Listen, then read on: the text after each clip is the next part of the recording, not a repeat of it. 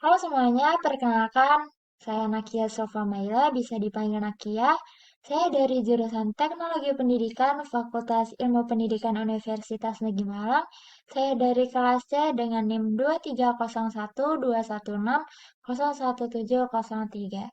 Senang sekali bisa berbagi dengan teman-teman semua pada kali ini. Sekarang, mari kita membahas sebuah karya yang tidak hanya relevan, tetapi juga menjadi fondasi bagi gagasan-gagasan penting dalam pendidikan, yaitu buku Democracy and Education karya John Dewey. Nah, selanjutnya, mengapa saya memilih buku Democracy and Education? Jadi, pertama-tama, John Dewey dikenal sebagai salah satu filsuf pendidikan yang berpengaruh dalam sejarah. Buku ini yang ditulisnya pada awal abad ke-20 juga membahas hubungan erat antara pendidikan dan demokrasi.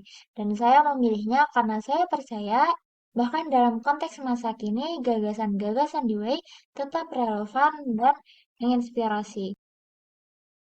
Selanjutnya, buku ini menyoroti beberapa topik penting. Salah satunya adalah konsep bahwa pendidikan bukanlah sekedar transfer pengetahuan. Jadi, selain itu, proses pembentukan dan keberanian berpikir kritis juga termasuk pendidikan.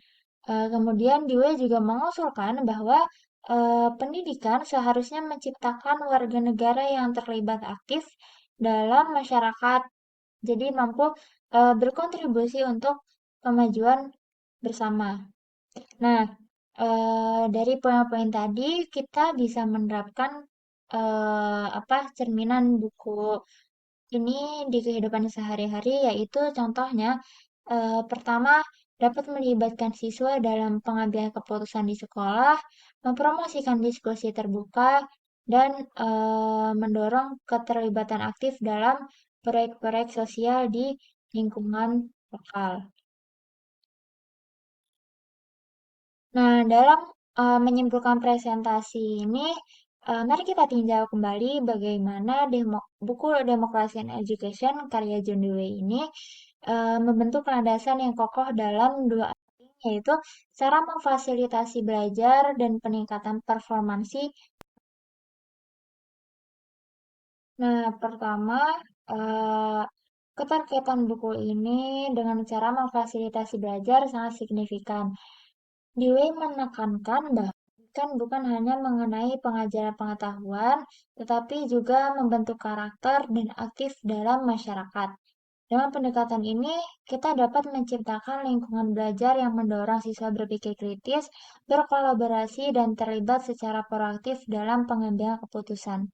Inilah kunci dalam fasilitasi belajar yang memberdayakan.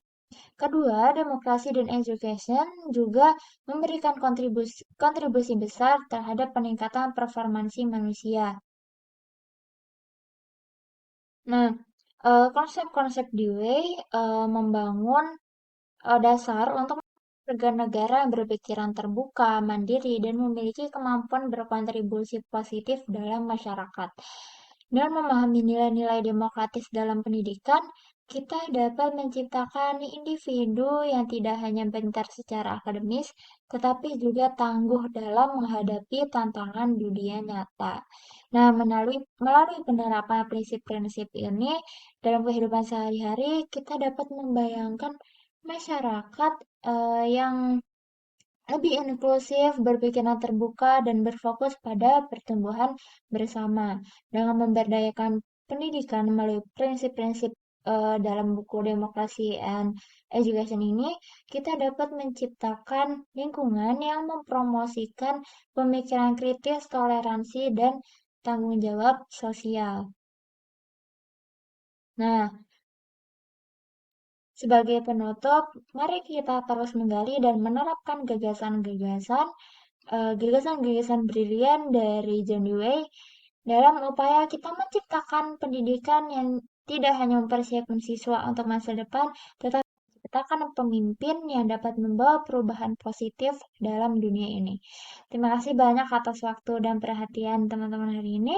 Semoga presentasi ini memberikan inspirasi dan memberdayakan kita untuk terus berkontribusi dalam pembentukan masa depan pendidikan yang lebih baik. Terima kasih.